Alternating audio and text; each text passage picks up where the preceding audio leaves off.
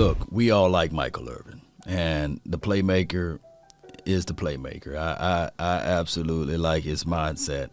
Now, he was talking about on the NFL Network, he wouldn't have left Troy Aikman. No. Regardless of the money, like Devontae Adams left Aaron Rodgers and like Tyreek Hill left Pat Mahomes. He said, nah, man, that money is too good. I wouldn't have thought like that. No, he wanted to win championships. And to each his own, right? I believe the new age of wide receivers, or in general, new age players, is not about winning championships. It's about getting that money, about getting that bread. And I believe the mindset of networks and the way social media is now, there's no loyalty in teams. That's why it's all a business transaction, and it got to be that way. CeeDee Lamb got to know that too. So, regardless of how this thing looked like, this is his last year before he can get extended. Him and Trayvon Diggs. So, this is like a quasi-contract year for those boys, believe it or not. Like Ripley's, this is a quasi-contract year for CeeDee Lamb and Trayvon Diggs because they can extend them next season. And the smart thing and the wise thing to do will be to extend those boys before their contract is up and before they start demanding more and more money. So this is a year that we would know more and more about CeeDee Lamb. He will be facing against the number one DBs out there, and he may get that safety over the top to roll his way. That could be the situation and scenario. Now, my thing is going back to what the playmaker said. You know, he's more so of the mindset that he want to win Super Bowls and these sorts. Let's keep it real. Playmaker had other things on his mind when he was playing. He ain't lying. Not like he was a saint. Come on, Cowboys Nation. And I ain't talking about New Orleans. Not like he was a saint. And I get it. You had Troy, you had Emmett, you had that front five as it relates to that offensive line. And the defense at the time ranked top 5 respectfully through the mid-90s or what have you. And it would have been hard-pressed to leave the Cowboys at that time. Coming off of 3 Super Bowl wins, come on now. You couldn't throw money to play elsewhere. And we seen what happened. When Alvin Harper took that money, man, it didn't work out well for him. Oh, Larry Brown, it didn't work out well for him as well. So I get it. I understand it. New age players, different. They flat out different. And this is the world we live in. Now, hopefully Devontae Adams go over there to Raiders land and show up and say, hey, it wasn't just Aaron Rodgers throwing me the ball for me to look good. No, that's not the case nor a scenario. I'm a good player, right? And same could be said about Tyreek Hill. Now, on the flip side with Tyreek Hill, you better hope Pat Mahomes can find an open target, right? Because I believe they're going to be looking at a wide receiver in this draft. They flat out will be looking for a wide receiver. So it is what it is. Cowboys. Now that I look at what Jerry Jones said about trading up and getting a player, and we look at everything, it's about selling. Butts in seats, baby. Getting tickets sold.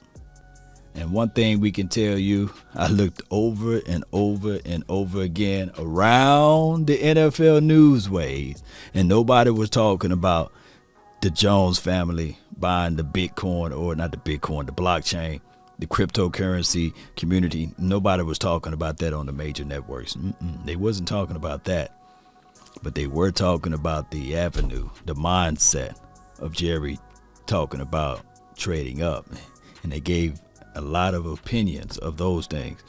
And that's just how it goes, Cowboy Nation. We can look into this thing and say to ourselves, this team need to fill those holes. Got 4 holes. We got 4 holes in offensive line, wide receiver, linebacker, if you want to use that, or defensive tackle. They are pretty much in the same window, in my opinion, as far as core. Okay, and of course you can throw in tight end, but offensive line, wide receiver, and then on top of that, the defensive front. Now, Jerry did say that they want an edge guy. Now, edge guy, whoever you draft in this draft, will have to compete. It would not be an easy alleyway for said edge guy. He got to outperform Chauncey Golston, who had 2 sacks last season. And I know it's not 3 or 4 or 5, but he had 2 sacks. And that's even at being a part-time edge guy. Didn't have a lot of snaps, by the way. Then you have Dorrance Armstrong, who had 5 sacks. And you had Dante Fowler, who had 4.5 sacks last season. So it's not going to be a layup. It's not. It's not going to be that, but the Cowboys need to look at the bigger picture and figure this thing out regardless of the situation. And if you're depending on the draft to make it happen, then baby, you better do your homework. You better not miss. If you're going to trade up, you better not miss. Now, I'm with the philosophy. I'm going to say it again. Cowboys stay at 24th.